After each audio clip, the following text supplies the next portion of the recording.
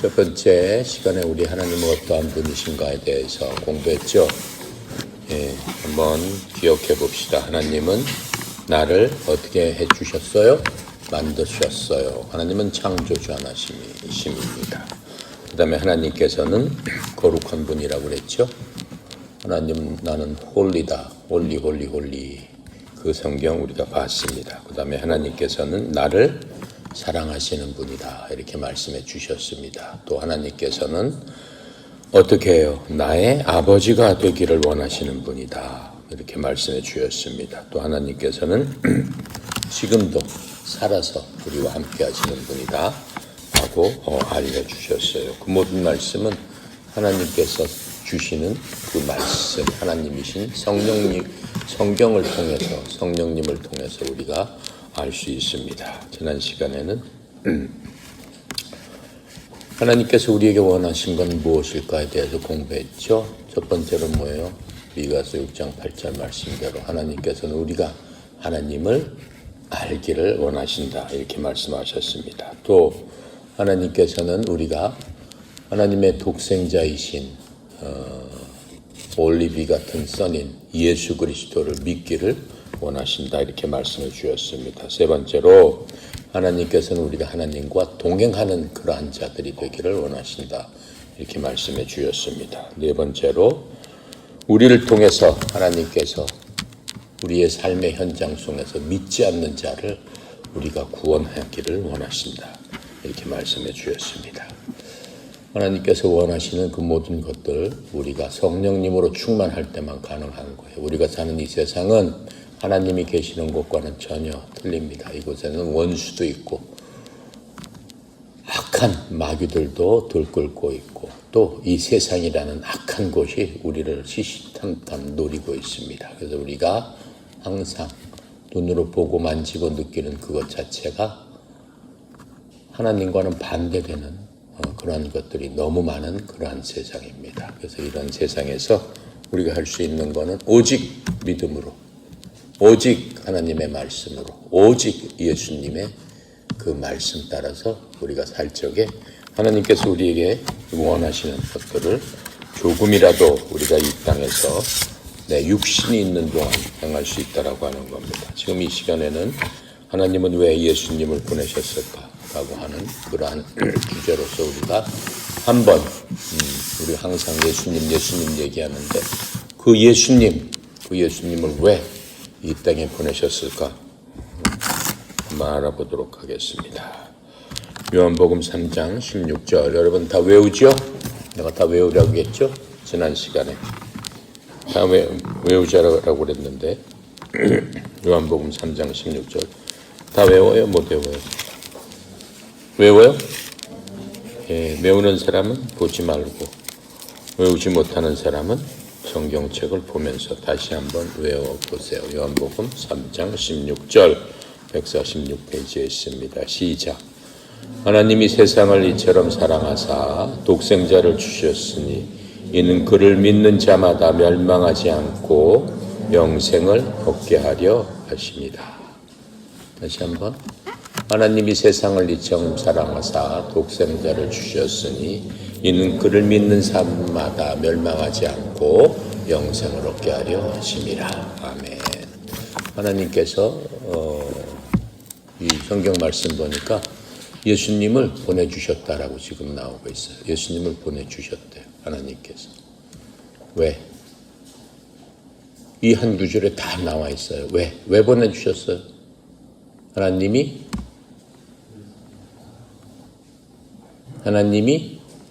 그 다음 구절이 뭐예요? 세상을 이처럼 사랑하사.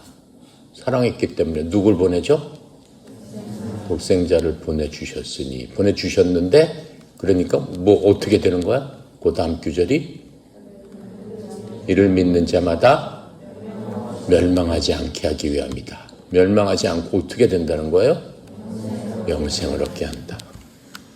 요한복음 3장 16절 안에 그냥 쫙 다 나와 있어요.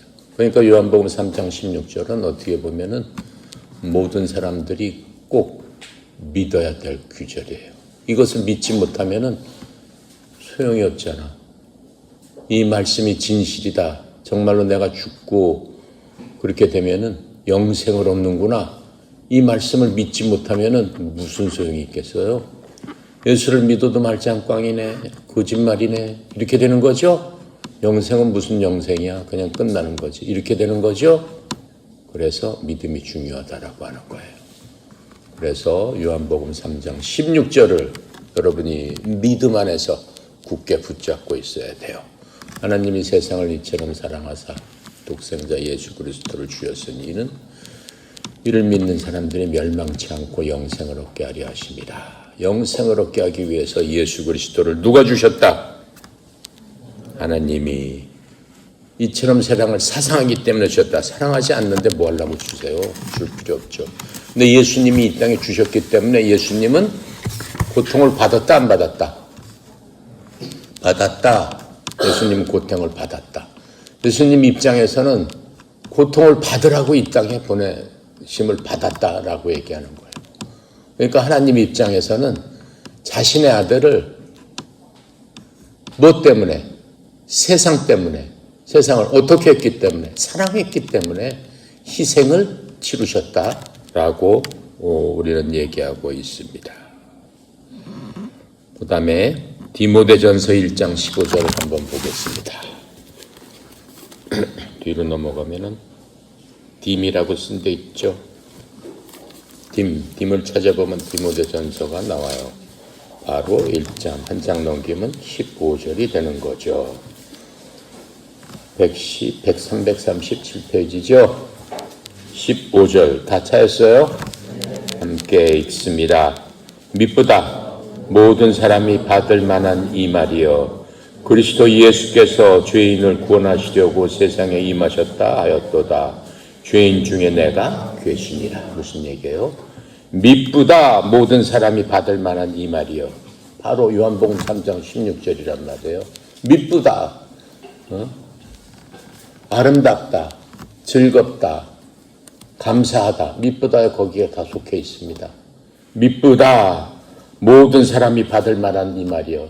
요한복음 3장 16절 하나님이 세상을 이처럼 사랑 독생자를 주셨으니 그 말씀 모든 세상 사람들이 받을 만한 얘기가 아니냐라고 하는 거예요. 그래서 요한복음 3장 16절에 뭐예요? 죄인들을 구원하시자고 예수가 오셨다라는 얘기 아니에요. 그렇죠? 그래서 여기 설명하고 있잖아요. 그리스도 예수께서 죄인을 구원하시려고 세상에 임하셨도다. 세상에 임하셨지만 자기 스스로 임한 거예요? 하나님께서 예수님을 보내줬다고 그랬잖아요. 3장 16절에. 그렇죠? 하나님께서 독생자 아들한테 가라 이렇게 얘기하신 거예요. 가라 이렇게 명령하신 거예요. 가라라고 하는데 안 가겠습니다. 그러지 않고 순종했어요. 가라라고 했을 적에는 그 예수님도 하나님이시기 때문에 자신의 운명, 자신이 어떠한 미래에 어떠한 일을 당할 것을 알고 계시면서도 그냥 아버지 말씀에 순종하고 갔다라고 얘기하는 거예요. 그래서 지금 바울이 디모데한테 쓴 이게 편지입니다.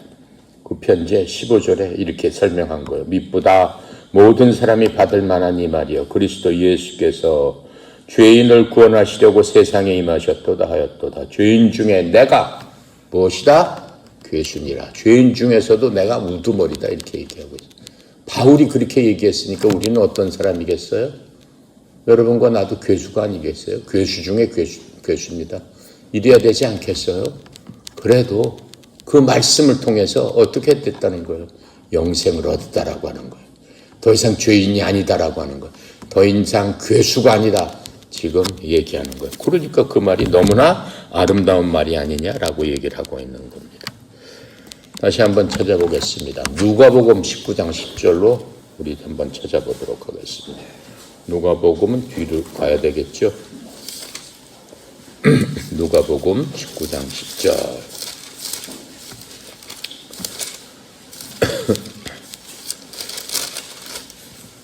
129페이지네요. 19장 10절. 다 차있죠? 읽어봅시다. 인자가 온 것은 잃어버린 자를 찾아 구원하려 함이니라. 드디어 예수님께서 온 거예요. 지금 이 말씀은 요한복음 3장 16절에 의해서 하나님께서 독생자 아들을 보냈는데 그 아들이 이 땅에 오셨어요. 이 땅에 인간의 모습으로 오셨어요. 왜? 사람들이 다 알아야 되니까. 하나님께서 오신 줄. 여러분 지금 성령님께서 이 땅에 지금 오시고 이 안에 계시지만 여러분 보여요? 안 보이니까는 그냥 모르는 거예요. 성령님이 계신가 안 계신가 내 속에 있는 안 보이니까 못 믿는 거예요. 그런데 예수님께서는 직접 이 땅에 오셨다라고 하는 거예요. 그러시면서 지금 19장 10절 얘기를 직접 하신 거예요. 다시 한번 읽어볼게요. 시작. 인자가 온 것은 잃어버린 자를 찾아 구원하려 함이니라. 자기의 목적을 지금 딱 밝힌 거예요. 인자라는 건 무슨 뜻이에요? 이 성경이 그 한자를 갖다 번역해가지고 이렇게 써 있습니다. 한자로 인자라고 하면은 사람의 아들이다라는 뜻이에요. 내가 사람의 아들로 이 땅에 온 것은 하나님으로서 온 게 아니고 현재 네 눈으로 보이는 나는 너희들과 똑같은 사람의 아들이다. 너희들도 다 사람의 자식이 아니냐. 나도 너희처럼 하나님의 아들이 아니라 하나님의 아들이면서 사람의 아들로서 너희하고 같이 보면서 얘기할 수 있는 것은 뭘 하러 왔다라고 얘기하는 얘기예요. 잃어버린 자를 찾아 구원하러 왔느니라. 잃어버리긴 뭘 잊어버렸다는 거예요. 하나님의 눈으로 봤을 적에는 다 잃어버린 사람들이란 말이에요. 잃어버린 것다는 거는 뭐예요? 교제가 끊겼단 말이에요. 여러분 잃어버린 사람들 있잖아요. 자식을 잊어버리고 뭘 잊어버리고 부모를 잊어버리고 찾아 헤매잖아요. 눈앞에서 보이지 않는단 말이에요. 하나님 눈앞에 보이지 않는단 말이에요. 하나님과 교제가 안 되는 사람, 그 사람들을 찾으러 내가 왔다. 잃어버린 자를 찾으러 내가 왔다. 이렇게 말씀하고 있는 거예요. 자, 그래서 이제 예수님께서 왜 이 땅에 오셨는가를 요한복음 3장 16절, 디모데전서 1장 15절, 누가복음 19장 10절을 통해서 간단하게 우리가 하나님의 말씀을 갖고 처음부터 그 중간까지 우리가 살펴봤습니다. 여러분이 살면서 이런 생각을 해본 적이 있을 겁니다.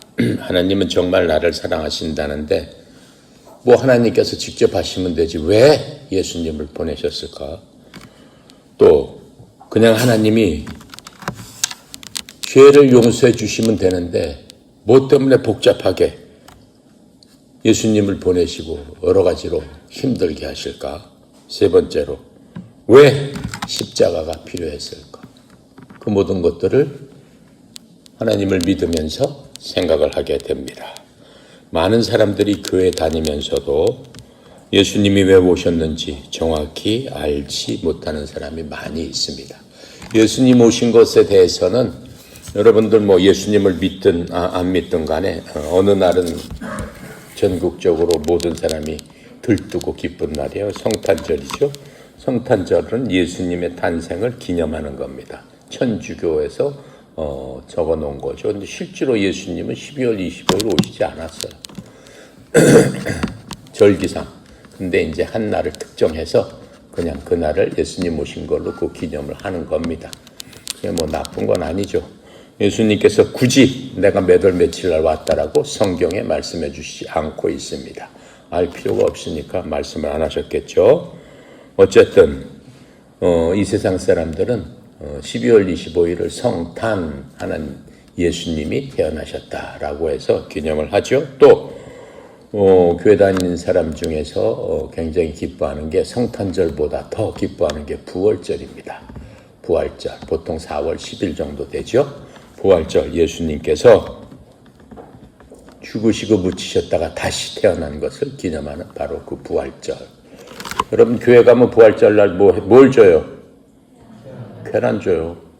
계란을 깨서 계란이 부활해서 병아리가 되는 그런 생명이 태어난 그것을 의미하는 걸로 계란을 주는 겁니다. 그런데 가장 중요한 질문은 무엇입니까?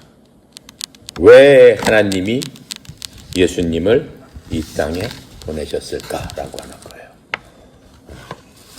요한복음 3장 16절에 일단 나와 있죠. 하나님이 세상을 이처럼 사랑하사 독생자를 주셨다는 얘기가 보내셨다는 얘기죠. 는 사람을 멸망에서 구원해서 영생을 얻게 하려 하심이라. 일단 3장 16절에 대강의 뜻을, 하나님의 큰 뜻을 우리가 이미 살펴봤습니다.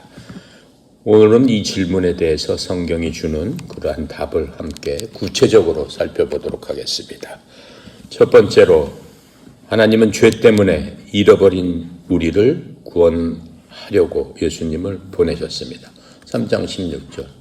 하나님이 세상을 이처럼 사랑하사 독생자를 주셨으니, 그렇죠? 잃어버린 자를 구원하려, 그렇죠? 구원해서 영생을 얻게 하려 하심이라.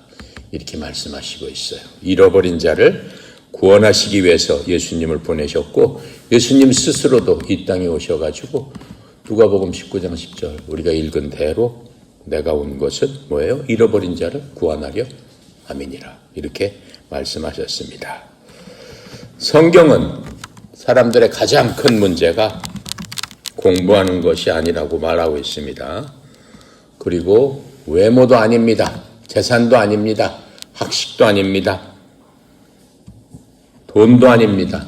가장 큰 문제는 바로 뭘까요? 바로 죄입니다. 하나님과 인간 사이를 갈라놓은 바로 그것이 가장 큰 문제입니다. 죄 때문에 공부를 해야 되고, 죄 때문에 돈을 벌어야 되고, 죄 때문에 이뻐야 되고, 죄 때문에 뭐가 해야 돼요?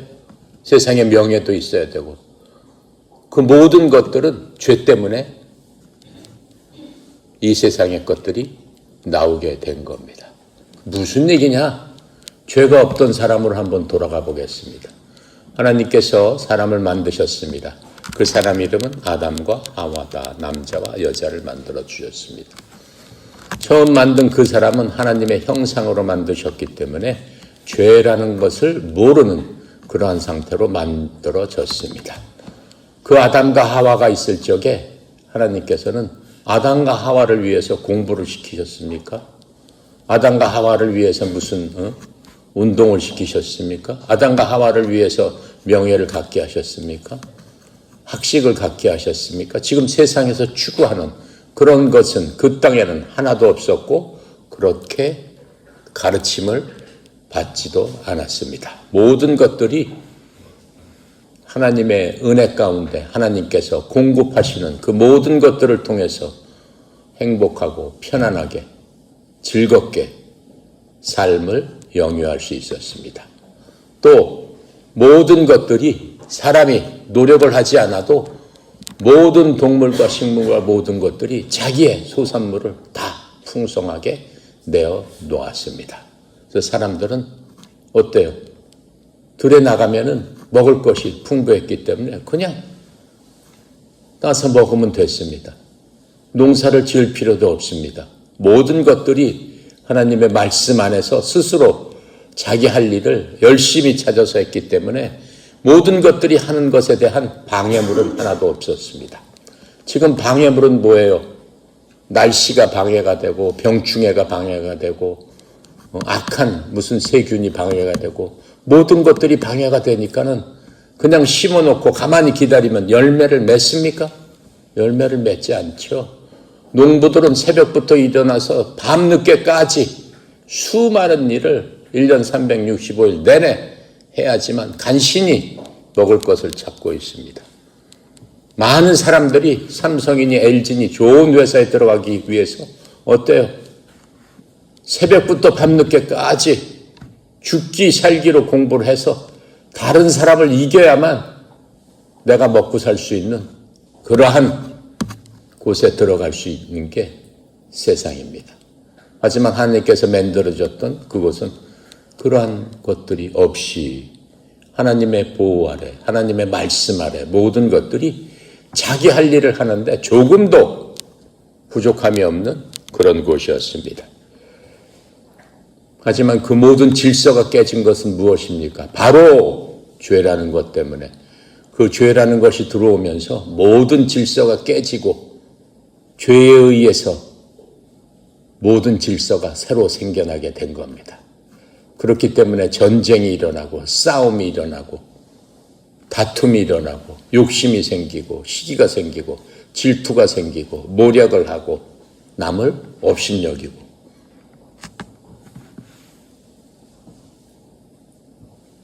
로마서 3장 23절입니다. 찾아보겠습니다.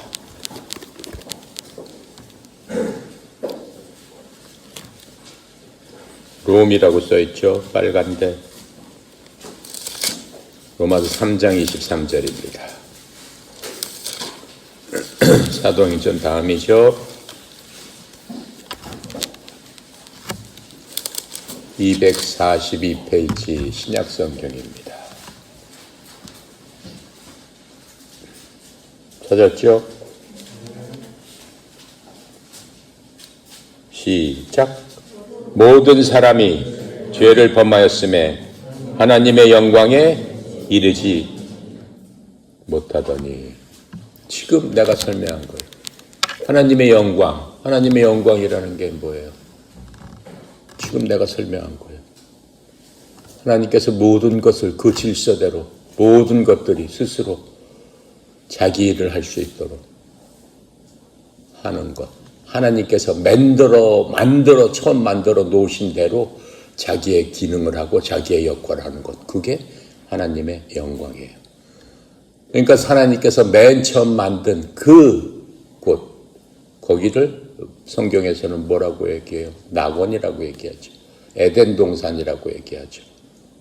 그 낙원에서는 오직 하나님의 영광만 있었다라고 하는 거예요. 영광이라는 게 무슨 빛나고 화려하고 그 얘기를 하는 게 아닙니다. 하나님의 영광이라는 것은 하나님께서 계획하고 준비하고 만드신 그대로 실천되고 그것이 이루어지는 곳이 하나님의 영광이에요. 그런데 로마서 지금 우리가 읽은 것 3장 23절에 뭐라고 얘기를 하고 있어요? 다시 한번 읽습니다. 시작. 모든 사람이 죄를 범하였음에 하나님의 영광에 이르지 못하더니, 그것이 다 깨져버렸다라고 하는 거예요. 만약 죄가 없었다면 하나님의 영광이 이르렀다라고 거꾸로 얘기를 하면 그럴 거 아니에요. 모든 사람이 죄가 없음에 하나님의 영광에 이르렀도다. 성경이 그렇게 해야 되는 거란 말이죠. 로마서 3장 23절이. 근데 죄가 들어오면서 거기에 죄가 딱 들어가니까 모든 사람이 죄가 있으므로 하나님의 영광에 이르지 못하였더라. 이렇게 돼버린 겁니다. 하나님의 영광에 이르지 못하기 때문에 경쟁이 생기기 시작합니다. 싸움이 시작하기 시작되는 겁니다. 모든 샬롬이 없어져 버린 겁니다. 그래서 지금 하나님께서 가장 심각하게 생각하시는 문제가 뭐겠어요? 뭘까요?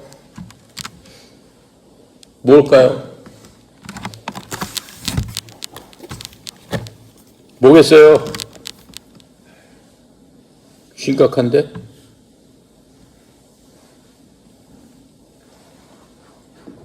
뭔지 몰라? 뭐겠어요?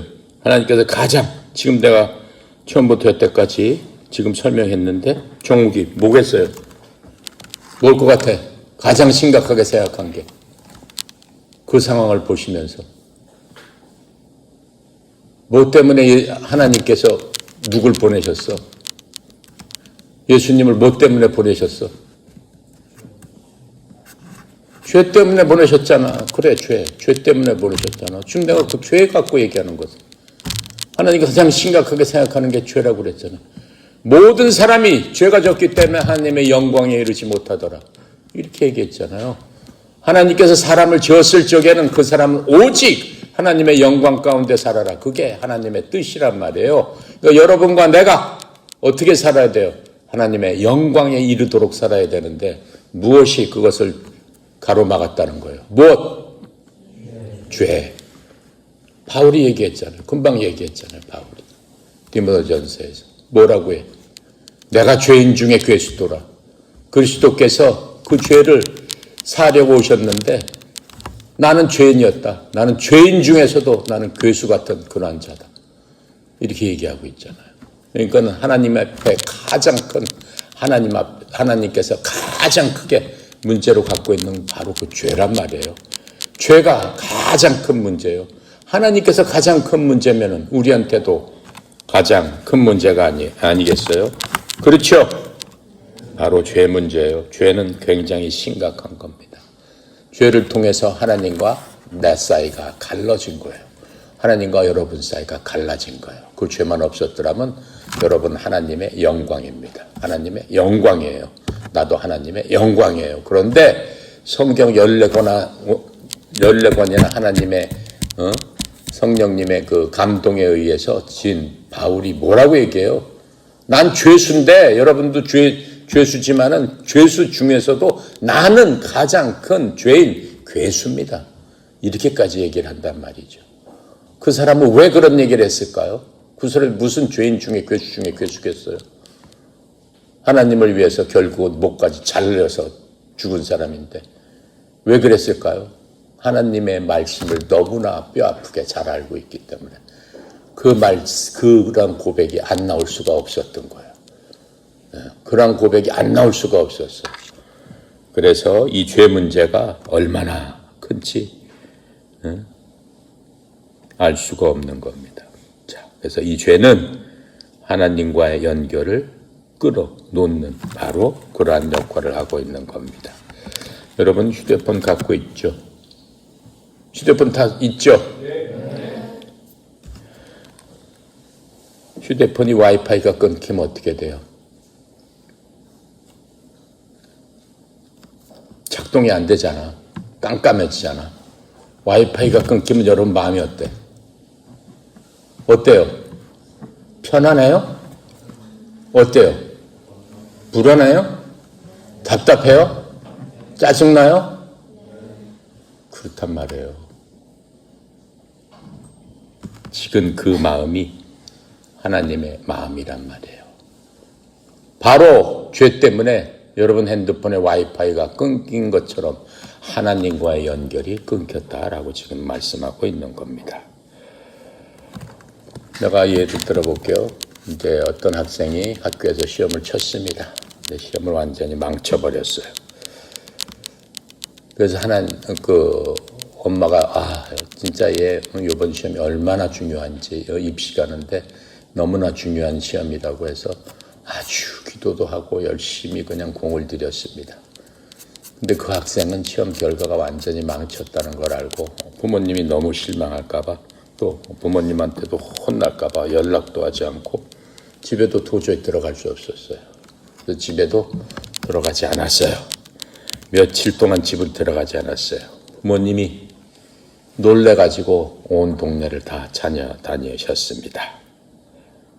부모님은 이 아이가 시험을 잘못 봤다고 그래서 화는 내지만은 포기해버립니까? 아니죠. 이 아이를 찾아다닌다는 건 뭐예요? 포기를 하지 않으신다라는 거예요. 결국은 그 아이를 찾았지만은 왜 부모님은 이 아이를 시험을 잘 못 봤는데 찾았을까요? 부모님이 이 아이를 뭐하기 때문에? 사랑하기 때문에. 바로 그거예요. 하나님이 세상을 이처럼 사랑하사 독생자를 주셨으니 죄인이고 괴수고 나쁜 짓하고 하나님을 떠나고 하지 말라는 짓 다 해도 하나님께서 사랑하기 때문에 예수님을 주셨다라고 성경은 하나님의 마음을 설명을 해주고 있습니다. 마찬가지로 우리는 죄 때문에 하나님을 떠났지만은 하나님은 우리를 그 잃어버린 아이를 찾는 부모님처럼 포기하지 않으십니다. 그래서 예수님을 이 땅에 보내주신 겁니다.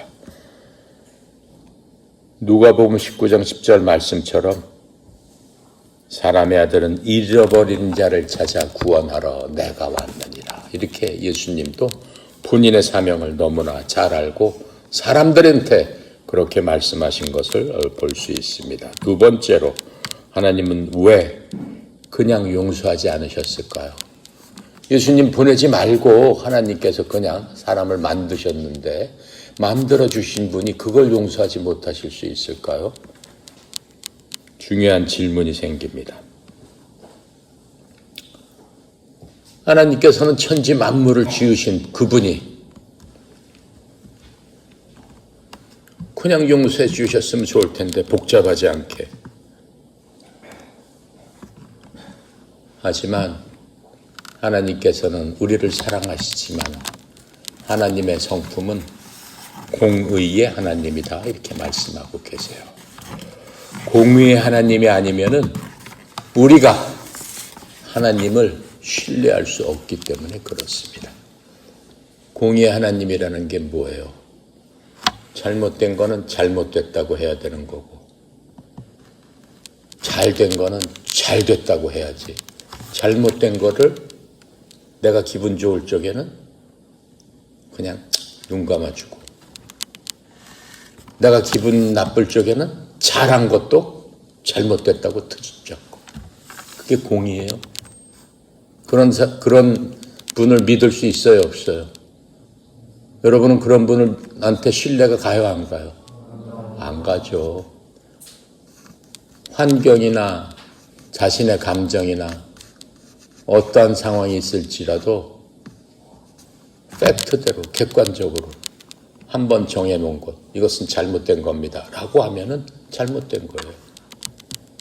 어떤 주의 환경이나 누구 감정이나 어떠한 권력이나 뭐에 의해서 그러한 기준이 바뀌어버리게 되면은 공의가 죽었다라고 얘기하는 거예요. 우리나라가 지금 뭐라고 얘기해요? 신문에서 사법 정의가 죽었습니다. 무슨 행정부에 뭐가 죽었습니다. 사법부에 뭐가 다 망가졌습니다. 무슨 소리예요? 공의가 없어졌다라고 얘기하는 거예요. 안 된다고 했으면 끝까지 목에 칼이 들어와도 안 되는 거다라고 하는 거예요. 그것을 지키는 사람을 뭐라고 얘기해요? 판사라고 얘기하잖아요. 심판관 이렇게 얘기하잖아요. 근데 심판관이 누가 위협한다고 그래서 누가 압박한다고 그래서 그렇게 써 있는데도 그건 뭐 안 그럴 수도 있죠. 그건 뭐 이렇게 바꿀 수도 있죠. 그럼 그걸 믿을 수 있는 사회예요? 믿을 수 없는 사회예요? 믿을 수 없는 사회가 되는 거예요. 그러면 안 된다는 거예요. 하나님은 그러시는 분이 아니다라고 지금 말씀하고 있는 겁니다. 그래서 하나님은 공의의 하나님입니다. 판사가 한번 예를 들어보겠습니다. 어떤 판사가 있었는데 자기 아들이 뭐가 왔다. 자기 아들이 어떠한 범죄를 저질러서 재판을 받게 됐습니다. 판사들이. 그런데 판사가 재판하면서 쟤는 내 아들이니까는 그냥 뭐 그럴 수도 있지. 뭐 어떤 이유로 들어서 무죄다. 이렇게 얘기한다면은 좋은 아버지일 수는 있지만은 공의로운 판사라고 할 수 있겠어요? 없는 거죠? 판사로서는 자격이 없는 거죠. 죄는 반드시 그 대가가 필요한 겁니다. 하나님께서도 그렇게 말씀하셨어요. 사람이 죄를 짓게 되면 반드시 거기에 대한 심판을 받아야 된다. 그 심판의 대가는 사망이다. 이렇게 말씀해 주셨습니다. 하나님은 인간의 생각보다 더 엄격하신 분이에요. 왜요? 사람은 태어날 적에 죄 많은 세상에서 태어납니다. 우리가 태어나자마자 벌써 수많은 죄가 분류대로 다 있어요. 그게 어디에 써 있어요? 법전에 써 있어요. 형법이라는 책을 떠들어 보면은 거짓말하고 모욕하고 살해하고 별로무 죄가 다 있어요. 그래서 어떤 죄를 진 사람은 무슨 벌을 받아야 되고 어떤 죄를 진 사람은 쭉 다 써 있어요. 판사가 그걸 보고 판단을 해서 재판을 하는 거죠. 그게 이 세상이란 말이에요. 그렇다는 얘기는 뭐예요? 이미 이 세상은 죄가 가득 차 있는 그런 세상이다라고 하는 거죠. 하지만 하나님께서 꿈꾸던 하나님께서 인간에게 주었던 그 세상에는 그런 것 자체가 없어요. 죄라는 것을 자체를 사람은 알지 못하도록 하나님께서 만들어 주셨어요. 그러니까 여러분 속에 있는 여러분 스스로 이것은 죄다라고 하는 생각조차 인간은 생각할 수 없는 그러한 존재로 만들어 주셨다라고 하는 겁니다.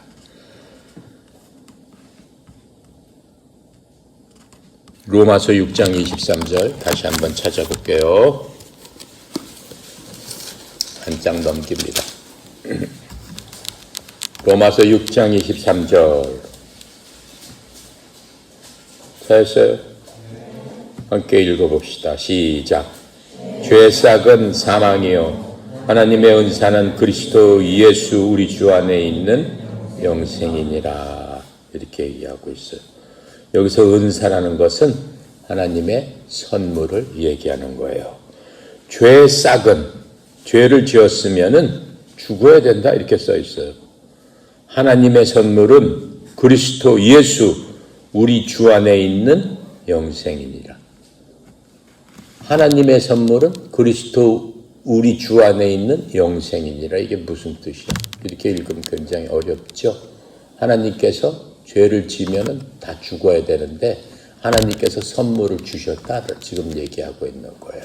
그 선물은 예수 그리스도 안에 들어가게 되면은 거기서 어땠다? 죽지 않고 영원한 그러한 생명이 그 안에 있다 지금 이렇게 말씀하시죠. 그 얘기는 무슨 뜻이에요? 이걸 잘 생각하면은 내가 어디 안에 들어가면은 피할 수 있다라는 거예요. 죽음을. 어디 안으로 들어가면은 다시 읽어보세요. 내가 얘기하는 거는 금방 읽은데 다 나오는 거예요. 다시 읽어봅시다. 죄싹은 사망이요 하나님의 선물은 그리스도 우리 주 안에 있는 영생이니라. 주 안에 영생이 있다니까 우리가 어디로 들어가면 그 사망에서 피한다는 얘기야. 주 안에 그리스도 안에 들어가면은 그 안에서 하나님의 선물인 영생을 받을 수 있다. 그렇게 써 있잖아요. 그렇죠? 죄를 지면은 무조건 죽는 거야. 그게 하나님의 법이란 말이에요. 죄는 무슨 죄를 지금 얘기하고 있어요? 다른 사람을 죽은 죄는 사망이요 이렇게 얘기하고 있어요? 얘기 안 하고 있잖아요. 거짓말을 한 건 죄예요 아니에요? 그러면 여기다가 거짓말을 하는 죄는 뭐라고 써 있어요? 그 값은 뭐예요? 사망. 거짓말해도 하나님 눈에는 죽어야 된다 이렇게 써 있는 거예요. 그러니까 하나님 앞에서는 안 죽을 수 있는 사람이 있어요 없어요? 없어요. 없어요. 하나님께서는 또 뭐라고 말씀하셨어요? 예수님께서 오셔서 뭐라고 말씀하셨어요? 내 마음속으로 내 형제에 대해서 저런 멍청한 놈 이렇게 얘기한 것도 너는 죽을 죄를 진 거다 이렇게 말씀하셨어요. 마음속으로 진 죄도 하나님께서는 판단을 하신다 이렇게 말씀하셨어요. 그렇죠? 왜? 하나님은 영이시기 때문에. 그냥 겉으로 사람을 때리는 거나 속으로 저놈을 다 죽여야 되겠다라고 생각한 거나 하나님은 똑같이 보신다라고 하는 거예요. 너 이미 저 사람을 죽였다. 이렇게 얘기를 하고 있는 거예요. 그렇죠? 이 세상에서는 뭐예요? 그런 거 걸려요? 안 걸려요? 안 걸리잖아요. 안 걸리잖아요. 그러니까 쌈 나면 뭐예요? 쌈이 막 났단 말이야. 그러면 요새는 무서우니까 때리지도 않고 앞에 때려봐 막 그러죠. 마음속으로는 벌써 때렸겠어요? 죽였겠지. 그렇죠? 근데 왜 때려봐 그래요? 때려야지만 죄가 되기 때문에. 하나님께서 판단하시는 것은 틀리다라고 하는 겁니다. 그래서 하나님은 모든 것들을, 모든 죄를 모든 사람에게서 볼 수밖에 없습니다. 그렇기 때문에 모든 사람이 갖고 있는 그 죄의 문제가 그렇게 크다라고 얘기하는 거예요. 그렇게 크다라고 했기 때문에 하나님께서 요한복음 3장 16절을 주신 거고, 또 죄의 형벌은 반드시, 하나님은 어떠한 하나님이라고 그랬어요? 공의의 하나님이라고 그랬어요. 죄를 지었으면 반드시 심판하고 뭐 인정과 사정이 없다라고 그랬어요. 있는 그대로 하나님은 심판하시기 때문에 반드시 집행된다라고 하는 겁니다. 그래서 하나님은 죄를 그냥 넘어갈 수 없는 그러한 분입니다. 그래서 이제 우리를 하나님께서 사랑하시기 때문에 그 방법을 준비하셨어요. 그럼 내가 공의 하나님이기 때문에 내가 저들을 사랑한다고 해도 이미 저들이 죄를 지었기 때문에 일단은 내가 다 심판을 하는 게 내 성품에, 내 규칙에, 내 원칙에 하나님으로서 맞는 일이다라고 해서 죄를 짓는 모든 사람은 데려다가 다 아궁이 불 속에다 쳐넣는단 말이에요. 그게 죄의 심판의 결과란 말이에요. 다 데리고 가야 되는데 세상 모든 사람을 다 쓸어다가 아궁이 불 속에 넣을 수밖에 없는 그러한 상황이란 말이에요. 그런데 하나님께서는 그 아궁이 불 속에 들어갈 그 모든 사람을 어떻다라고 얘기하셨어요? 하나님이 세상을 이처럼 어떻게 하신다고 그랬어요? 사랑하신다고 얘기했단 말이에요. 사랑하는 사람을 아궁이 불 속에다가 쳐넣는다고 생각해 보세요. 하나님의 마음이 아프겠어요? 안 아프겠어요? 여러분 사랑하는 사람을 데려다가 감옥에 집어넣는다라고 생각해 보세요. 여러분 스스로가 사랑하는 사람을 가장 아픈 곳에다가 쳐넣어야 된다. 그곳에서 아파요 살려주세요. 그런 소리를 들어야 된다. 라고 했을 적에 여러분 마음은 어때요? 여러분 마음은 아프죠? 내가 사랑하기 때문에 진짜 사랑하면 내가 저 고통을 대신 받고 저 사람을 꺼내줘야지. 그런 마음이 있어요? 없어요? 그게 사랑하는 사람의 마음이에요. 여러분 자식이 그렇게 아프다고 그러면 어떻겠어요? 부모 마음이. 저 자식 대신에 내가 아프고 저 자식이 안 아프게 하나님 도와주세요. 이렇게 보통 부모들이 기도하는 게 그런 기도잖아요. 하나님도 똑같다라고 지금 말씀하고 있는 거예요. 하나님은 그 인간의 육신의 부모보다 더 사랑하기 때문에 그 아픈 마음은 더하다라고 말씀하고 있는 겁니다. 그래서 예수님은 우리의 죄값을 대신해서 이 땅에 오셨다라고 하는 거예요. 요한복음 3장 16절. 하나님이 세상을 이처럼 사랑하사 독생자 예수를 이 땅으로 주셨다는 게 던져줘 버렸다는 거예요. 예수를.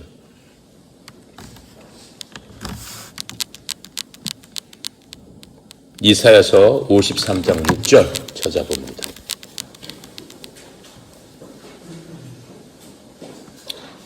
구약 성경 아사렘 하는데 사를 찾아보세요. 사. 1033페이지가 되겠습니다. 구약이에요. 맨 처음부터 시작해서 1033페이지를 찾아요. 1033. 1033페이지. 이사야서 53장 몇 절? 53장? 내가 몇 절이라고 그랬어요? 6절. 그렇죠. 6절 맞아요. 다 찾았죠? 읽어봅시다. 시작.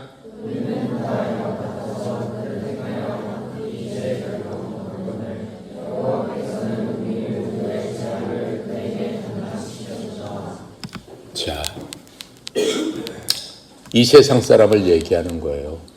세상 사람들은 다 양 같아서 그릇 행하여 그릇이 잘못 행했다는 얘기죠. 자기 하고 싶은 대로 그냥 막 하면서 살았다라고 하는 거예요. 하나님의 말씀대로 하나님께서 이렇게 살아야 된다. 하나님께서 정해주신 대로 하나님의 영광 가운데 살아야 된다. 그렇게 살지 않고 그릇 거기에 어긋나서 잘못 살았다라고 지금 얘기하는 거예요. 그릇 잘못 살면서 각기 제 길로 갔거늘 세상에 살면서 자기 살고 싶은 방향으로 갔다라고 하는 거예요. 그런데 하나님께서는 우리 모두의 죄악, 그것 자체가 죄악이 아니냐 지금 얘기하고 있는 거예요. 그렇게 사는 것들이 죄악이다라고 얘기하는 거예요. 죄악이죠? 내가 여태까지 쭉 설명을 했으니까. 죄악인 것 같죠? 죄악을 누구에게 담당시키셨도다? 바로 예수에게 담당시키셨도다. 이 모든 사람들이 잘못 간 그것, 너 잘못했어. 잘못했어.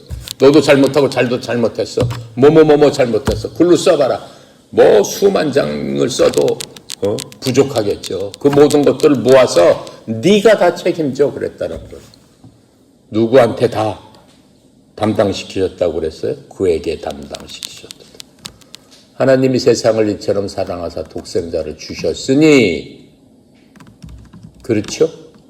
사랑했기 때문에 독생자를 지금 가장 사랑하는 아들을 내줬어요.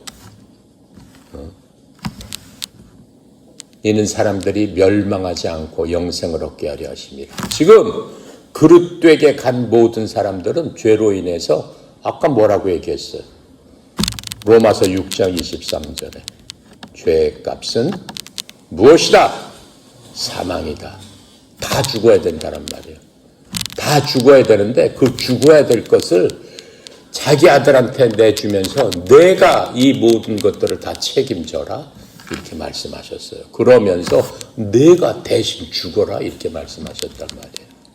지금 그게 이사야서 53장 6절을 말씀하고 있는 겁니다. 그래서 그렇게 책임지고 예수님께서 돌아가신 그 형장이 어디예요?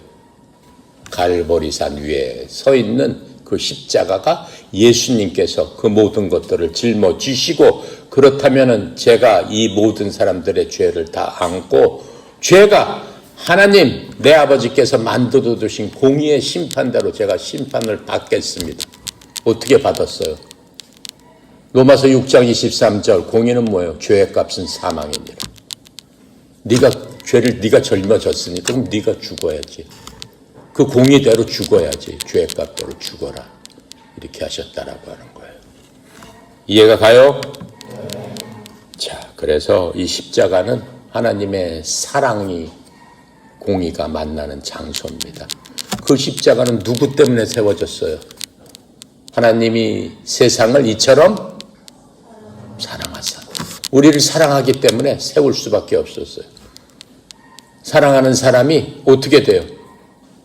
죄로 인해서 싹 죽게 생겼으니까 내가 대신 죽고 너 살아라 라고 하는 뜻에서 하나님이 대신 죽으셨단 말이에요. 그게 사랑이란 말이에요. 그게 십자가에서 피 묻은 사랑이란 말이에요. 피 흘리기까지 사랑해 주셨다라고 하는 거예요. 또 한편은 뭐예요? 하나님의 공의가 죄를 지었으면 반드시 죽어야지. 죽어야 되는 그게 있어야 된단 말이에요. 그래야지 하나님이 하나님이시단 말이죠. 그래야지 하나님의 영광이 드러난단 말이에요. 하나님의 영광이 드러나는 바로 그 장소. 즉 사랑과 공의가 만나는 장소. 죄는 그로써 심판을 받았습니다. 그러나 죄인은 어떻게 됐어요? 용서를 받게 되는 거죠. 예수님께서 그렇게 십자가에 돌아가심으로 말미암아 예수님께서 하신 그 모든 것들을 믿는 모든 사람들은 어떻게 했어요? 더 이상 죄인이 아니었어요. 왜요? 나의 모든 죄를 예수님께서 짊어지셨기 때문에, 나의 모든 빚을 갚아주셨기 때문에, 내 빚을 예수님께서 다 갚고 예수님께서 그 빚에 대한 대가로 돌아가셨기 때문에 우리는 더 이상 십자가에서 예수님의 공의의 판단을 받을 필요가 없는 의로운 사람이 됐다라고 성경은 말씀해 주시고 있는 겁니다. 예를 하나 들어보겠습니다. 어떤 학생이 학교에서 기물을 파손했어요. 고의로 했던, 화가 나서 때려 부셨던, 부셔버렸습니다. 학교에서 그렇게 부시면 어떻게 해요? 곽실에 가서 막 화가 나서 때려서 부셔버렸어. 학교에서 뭐라고 그래요? 너 이거 손해배상 다 물어야 된다. 손해배상 물으라고 했더니 한 2천만 원 정도가 나왔어.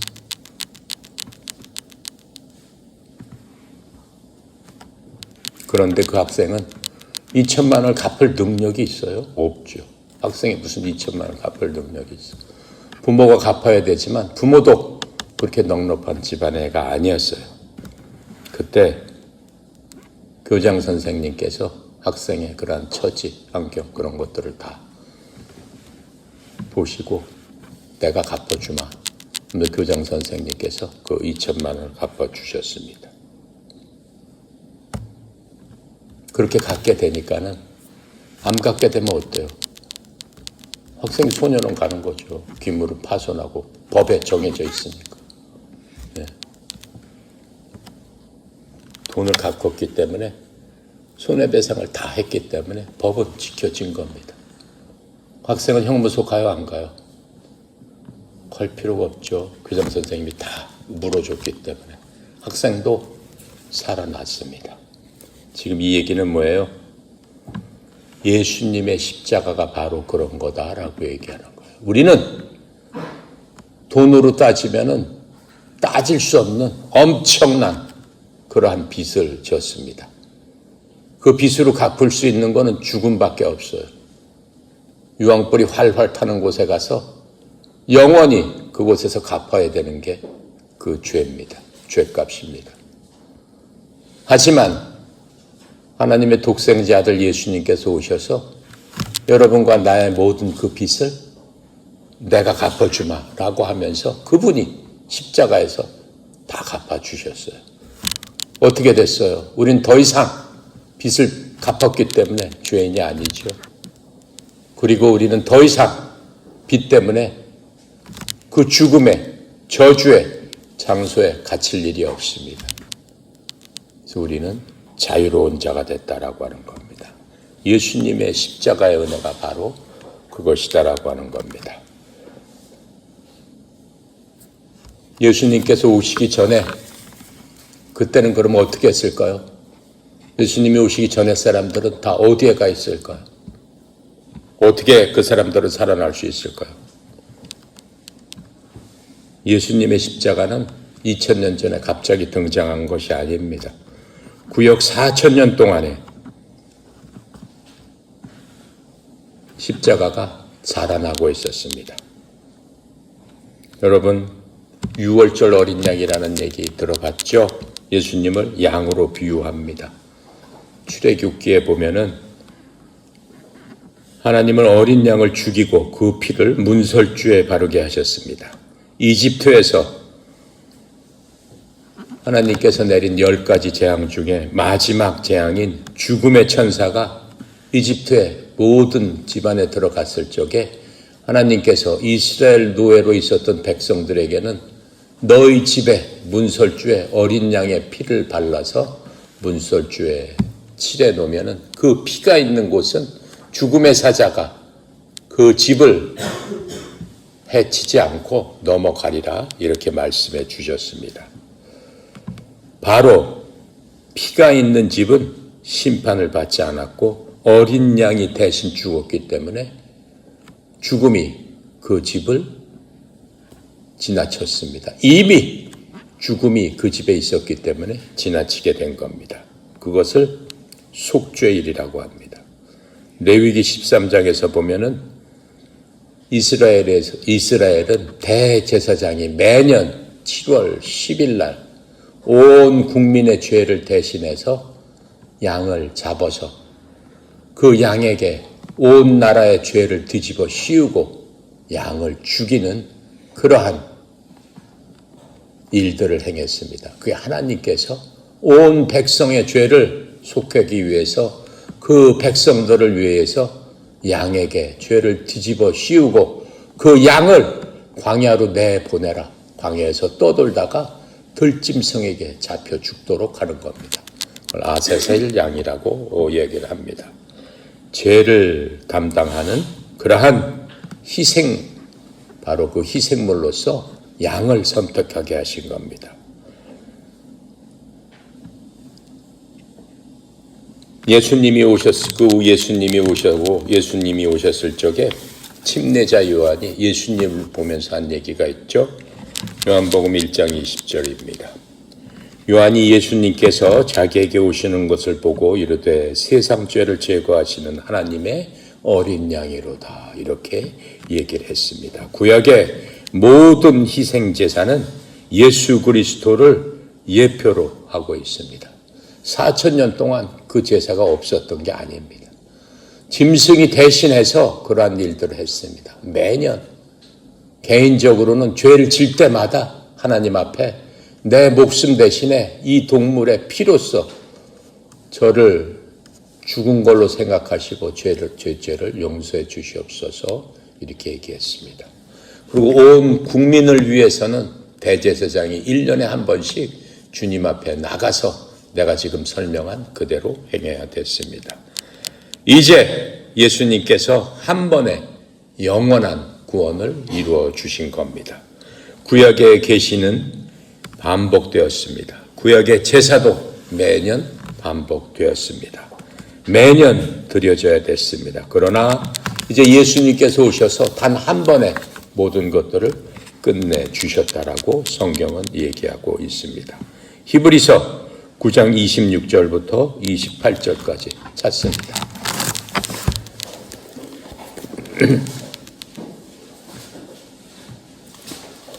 맨 뒤쪽에 히라고 써 있죠.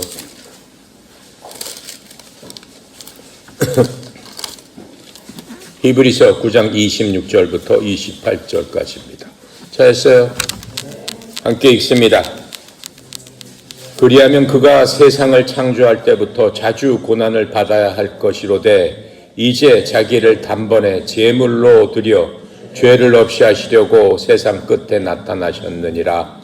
한 번 죽는 것은 사람에게 정해진 것이요 그 후에는 심판이 있으리니 이와 같이 그리스도도 많은 사람의 죄를 담당하시려고 단번에 들이신 바 되셨고 구원에 이르게 하기 위하여 죄와 상관없이 자기를 바라는 자들에게 두 번째 나타나셨느니라. 아멘.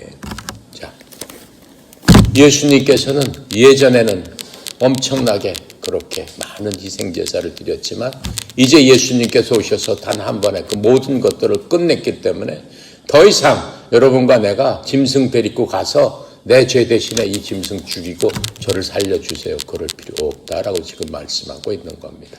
그러시면서 예수님께서는 부활하셔서 다시 태어나셔서 다시 부활하셔서 우리에게 부활의 구주가 되셨다라고 히브리서는 얘기하고 있는 겁니다. 그래서 예수님의 희생은 완전한 희생입니다. 더 이상 그 희생이 필요 없는 그러한 것입니다. 더 이상 다른 희생은 필요 없습니다. 마지막으로 하나님은 우리를 자녀 삼기 위해서 예수님을 보내주셨습니다. 우리를 죄에서 구원하실 뿐만 아니라 하나님은 단순히 지옥에서 건져내시는 것뿐만 아니고 가족으로 우리를 만들어 주시는 겁니다. 요한복음 1장 12절 다 외우죠? 외워보겠습니다. 영접하는 자, 그분을 믿는 자에게는 하나님의 자녀가 되는 권세를 주셨으니 하나님께서는 우리의 아버지가 되기를 원하십니다. 하나님께서는 그래서 예수 그리스도를 우리에게 보내주신 겁니다.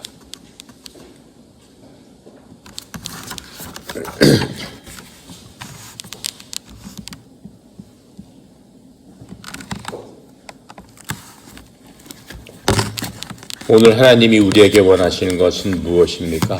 여러분 두 가지 선택을 할 수 있습니다. 예수님을 믿을 것인가? 예수님을 믿지 않을 것인가? 두 가지 선택입니다. 사도행전 16장 31절에 하나님께서 말씀해 주시고 있습니다.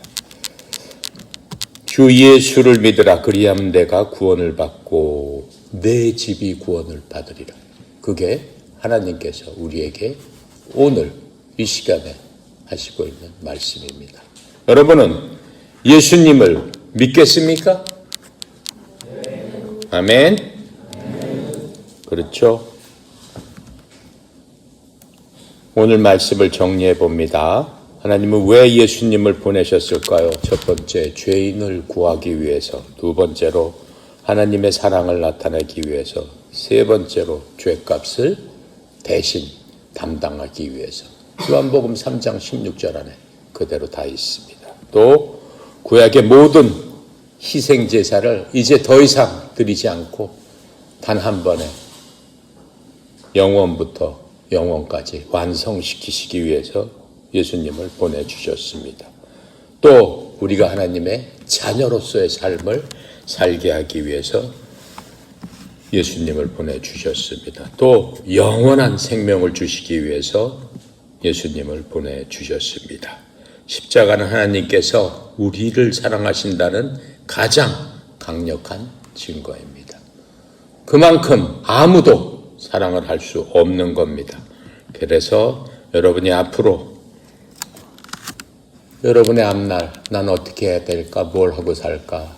어느 대학을 가야 될까? 운동 어떻게 해야 될까? 이러한 진로를 고민할 때도 또 친구 관계로 힘들어졌을 적에도 요새는 SNS 시대니까 SNS 속에서 여러분 자신이 어떻게 비춰줄까?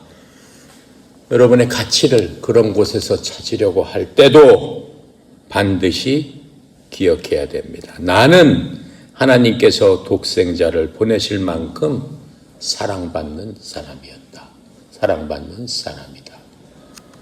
반드시 여러분 그것을 기억하시고 예수님께서 십자가에서 이루어주신 구원을 여러분 것으로 믿음으로 말미암아 하나님의 자녀가 되는 그러한 당당한 사람이 되기를 간절히 바랍니다.